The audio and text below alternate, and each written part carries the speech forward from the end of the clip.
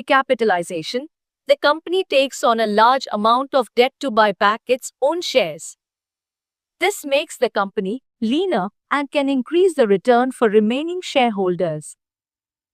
Equity recapitalization, the company issues new shares to the public to raise cash and pay off old, high-interest debt. This is great for deleveraging. Method 4. Asset divestiture, selling the furniture to save the house. Sometimes, the best way to fix your finances is to sell what you don't need. The strategy: a company sells off a non-core division, a factory, or intellectual property to a third party.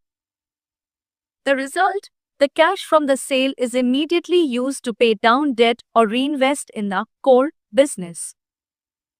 Example: a technology company selling its real estate holdings to focus purely on software development. Method 5.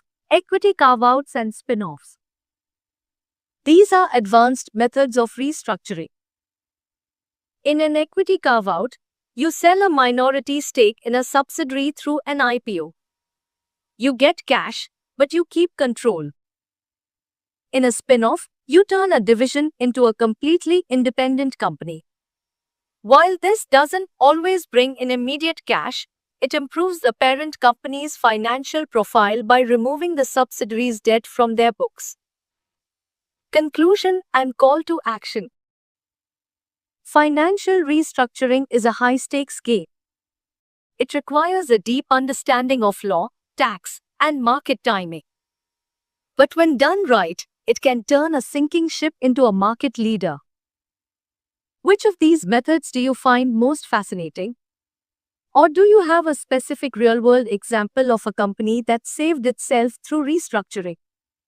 Let me know in the comments.